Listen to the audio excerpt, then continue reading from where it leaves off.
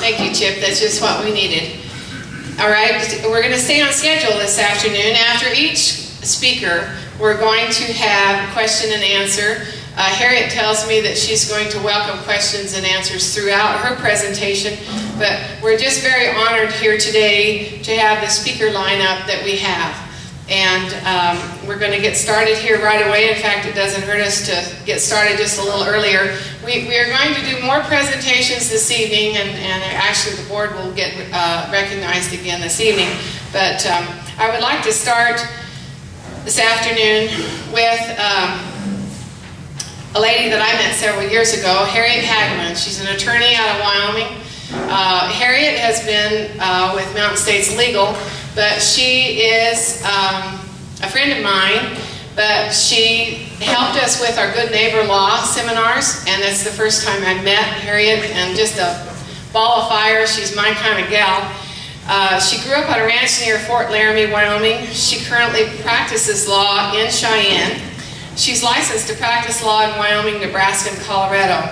Litigation that she's worked on, the roadless rule, challenges to Fish and Wildlife Service over the gray wolf, mostly protection of grazing rights, private land, and our water rights.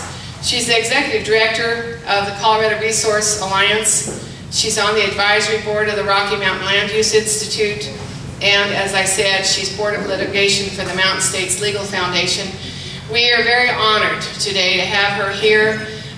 It's for her to drive down. She's our first speaker today because Harriet has to get back to another event this evening. And so I think we should give her a real cowboy welcome, Harriet Hageman.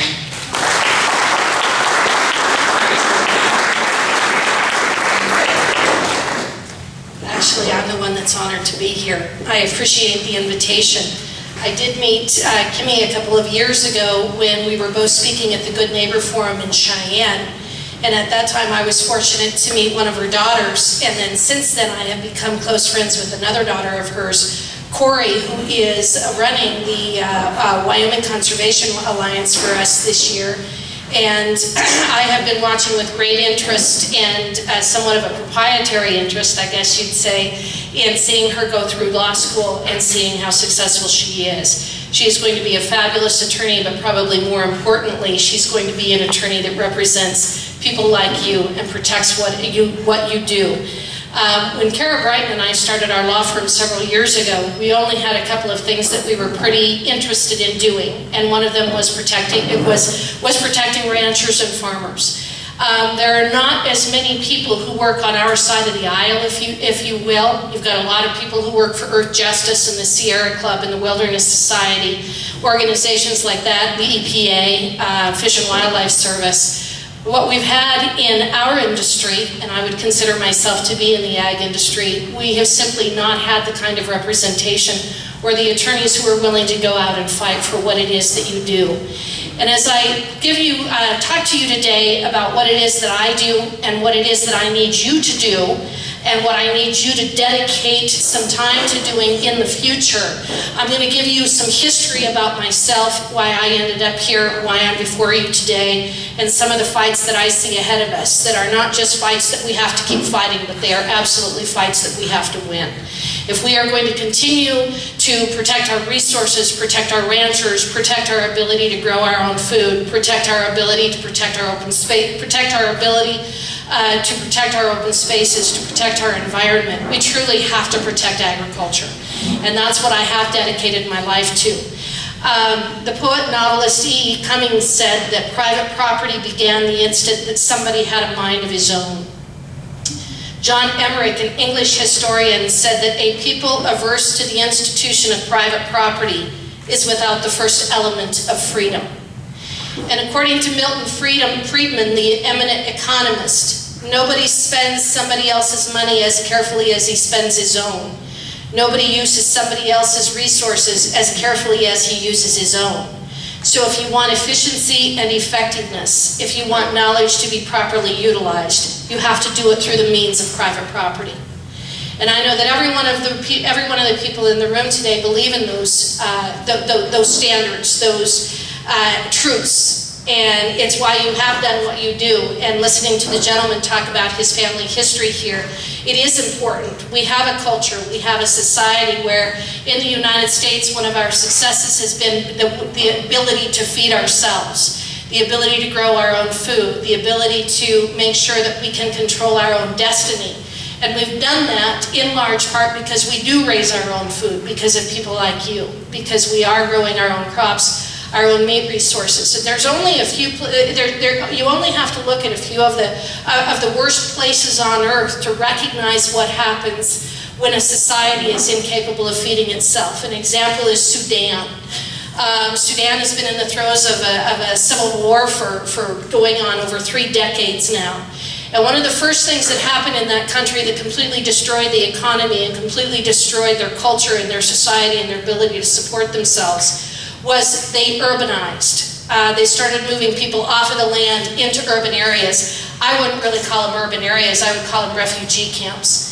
But as a result of that, they have never, ever, ever been able to get themselves financially stable enough to be able to stop the kinds of killings and slavery that we see coming out of that country.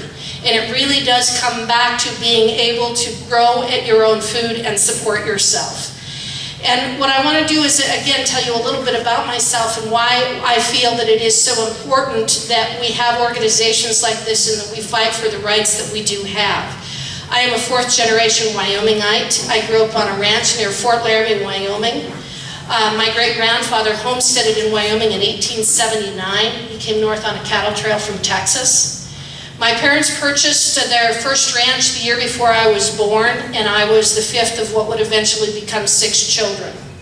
They financed the vast majority of it. In fact, my mother didn't even tell my father she was pregnant with me because they had no money. When they brought me home, I was the 5th kid, and they had $35 in the bank, and they were over $300,000 in debt in 1962.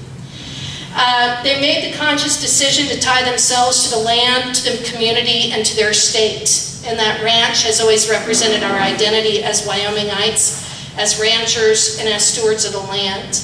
Our very existence as a family and individually was dependent upon the success of that ranch, and I can assure you that there were many times that it was touch and go, and I know that pretty much everyone in this room can understand what I mean by that. When sheep and cattle prices were low, when the rain didn't come, when my father was bucked off his horse and broke his back, when the coyotes killed our lambs and our calves, when the Cottonwood Creek flooded out all of our fences, money was tight, and I slept in a double bed with my 2 sisters until I was 8 years old. When I finally got a room, it was at the top of the stairs in the hallway, and I stayed in the hallway until I was 16 years old. For my brother's 7th birthday, he asked for a pair of boots in a box because he'd never had his own pair of boots before. It had always been hand-me-downs. And I tell you this not as a complaint or for anyone to feel sorry for me, because in fact we all believe that we lived in paradise. We lived in a paradise of snakes and birds and turtles and bum calves and bum lambs and horses and colts and brandings and family and all of those things. The ranch was ours, and no sacrifice was either too small or too large, and in so many ways that ranch is and was and remains our identity, even though so many of us have moved on to other things that are not exactly working there and handling the cattle or the horses. We were not only taught about individual initiative, we lived it. It was demanded of us. We all learned to drive when we were around 4 years old. We fixed fence, we moved cows, we fixed water gaps, we pulled wells, pulled calves. All of that was part of our daily existence. And by investing in that property, my parents also invested in their children's lives and in the lives of so many others. They sent all 6 of us to college, and there are now 28 of us in my immediate family. My siblings and their spouses are teachers, ranchers, developers, decorators, homeopathists, and I'm a lawyer. My brothers and sisters have raised a dozen of their own children, and they are